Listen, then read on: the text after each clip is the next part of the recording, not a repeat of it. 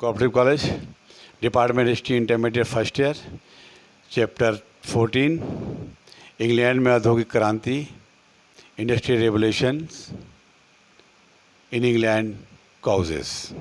औद्योगिक क्रांति यूरोप के दूसरे देशों में छोड़कर इंग्लैंड में ही सबसे पहले हुआ था। जिस तरह से 18वीं शताब्दी में क्रांति के सभी साधन फ्रांस में मौजूद थे, उसी तरह इंग्लैंड में भी औद्योगिक क्रांति के सभी उत्पादन उपलब्ध थे। नंबर 1, औद्योगिक क्रांति के कारण वैज्ञानिक आविष्कार। इस युग में जितनी भी वैज्ञानिक आविष्कार हुआ, उनमें अधिकांश इंग्लैंड में ही हुए। जैसे सूत काटने एवं कपड़ा बुनने का मशीन सबसे पहले इंग्लैंड में ही बना। सूत काटने, कपड़ा बुनने का मशीन सबसे पहले जो है ये इंग्लैंड में ही बना। वस्त्र चलित भाप इंजन यंत्र तथा वैज्ञानिक का निर्माण पहले इंग्लैंड में ही हुआ। भाप का इंजन तथा वैज्ञानिक का निर्माण पहले इंग्लैंड में ही हुआ था। यूरोप के किसी भी अन्य देशों में वैज्ञानिक के क्षेत्र में इतनी प्रगति नहीं हुई थी जितनी कि इंग्लैंड में हुई थी। नंबर 2, प्राकृतिक साधन।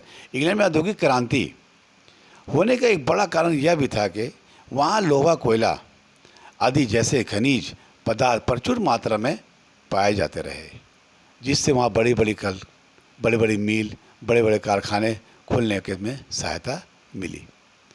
नंबर 3, भौगोलिक स्थिति। इंग्लैंड में भौगोलिक स्थिति सुविधाजनक थी।